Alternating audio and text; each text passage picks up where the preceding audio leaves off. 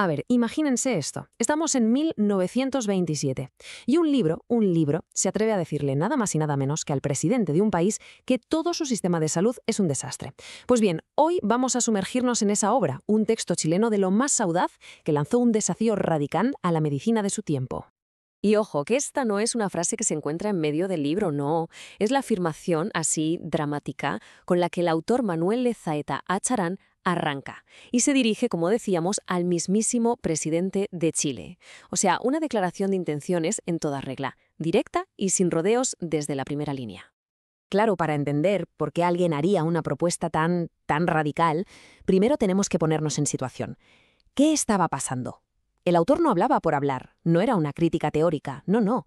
Estaba respondiendo a lo que él consideraba una emergencia sanitaria, una situación desesperada para la salud pública del país. 30 años. Fíjense en esa cifra. Solo 30 años. Este número, así de crudo, era el eje de todo su argumento. Para Lezaeta esto no era una estadística más en un informe, ¿qué va? Era la prueba irrefutable, de que el sistema de salud del país estaba fracasando de forma catastrófica.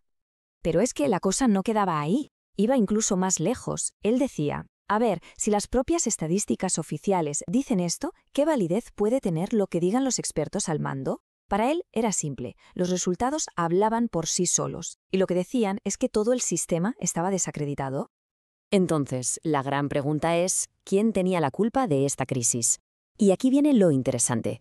Lezaeta no señalaba con el dedo a una sola persona o a un grupo, no, apuntaba a algo mucho más grande, a todo un sistema, a una forma de pensar y de legislar que, según él, era lo que mantenía vivo el problema. Y aquí Lezaeta saca un argumento que es potentísimo.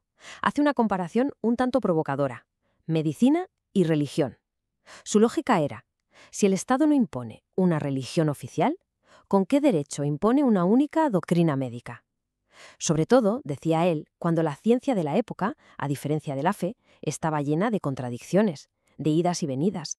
Bueno, su crítica se puede desglosar en varios puntos clave. Él acusaba directamente al marco legal, a ese código sanitario, de crear un monopolio que, según él, hacía dos cosas terribles. Por un lado, criminalizaba cualquier práctica que se saliera de la oficialidad, y por otro, y esto es fundamental, dejaba a la gente completamente a ciegas, sin herramientas, porque nos enseñaba algo tan básico como la higiene en las escuelas.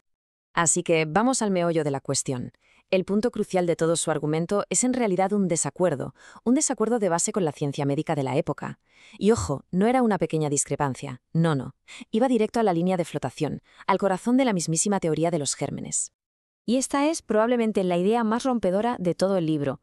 Lezaeta viene a decir que la ciencia médica se equivocó desde el principio, que tomó el camino incorrecto. ¿Por qué? Porque confundió el efecto con la causa. Dieron por hecho que los microbios eran los malos de la película, la causa de la enfermedad, en lugar de verlos como una consecuencia, algo que aparece cuando el cuerpo ya está mal. Y para darle más fuerza a esta idea, el prólogo del libro, escrito por un médico, el doctor Valenzuela, presentaba una serie de dudas que surgían de la propia bacteriología. No vamos a repasarlas todas, pero quedémonos con la idea. Se preguntaban cosas como: ¿por qué hay enfermedades sin un microbio que las cause? ¿O cómo es que tenemos microbios peligrosísimos viviendo en nosotros sin que nos pase nada? ¿O el tema de los portadores sanos? Todas estas preguntas apuntaban a que la teoría oficial, pues que hacía aguas, que como mínimo estaba incompleta.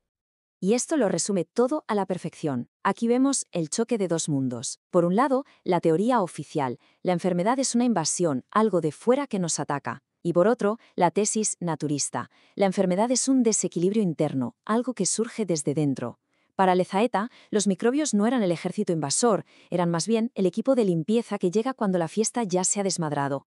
Vale, ya hemos visto el problema y la causa según Lezaeta. Entonces, ¿cuál era su solución? Pues vamos a verla porque se deduce de forma muy lógica de todo lo anterior. La idea es simple: si la causa del problema está dentro, la solución también tiene que estar dentro. A ver, pensemos en la fiebre. Siempre la vemos como el enemigo a batir, ¿verdad? Pues el libro le da la vuelta por completo a esta idea. Es una de sus propuestas más transformadoras.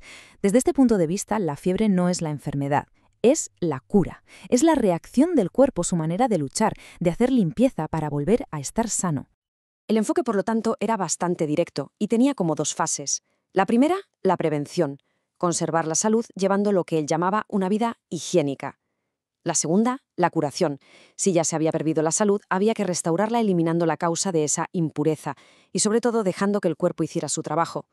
La clave de todo era esa, no luchar contra el cuerpo, sino ayudarle. Pero bueno, Lezaeta no era solo un teórico, no se quedó en la filosofía, ni mucho menos. Su libro no es solo un tratado de medicina, es también un manifiesto político. Y termina con un llamamiento a la acción muy directo y muy específico, dirigido, recordemos, a la máxima autoridad del país. Su plan de reforma sanitaria se apoyaba en 5 pilares. Primero, investigar, pero investigar de verdad, con una comisión neutral. Segundo, educar, abrir la universidad a otras corrientes y, fundamental, enseñar higiene en los colegios desde pequeños. Y por último, proteger y legalizar, o sea, respetar la decisión de cada persona y reconocer por ley el derecho a elegir qué tratamiento seguir. Y así llegamos al final. Es curioso cómo la petición de este autor, allá por 1927, nos deja sobre la mesa una pregunta que casi un siglo después sigue totalmente vigente. ¿Dónde está el equilibrio entre la autoridad médica y la libertad de cada uno? Es un debate que, lejos de resolverse, parece que hoy está más vivo y es más relevante que nunca.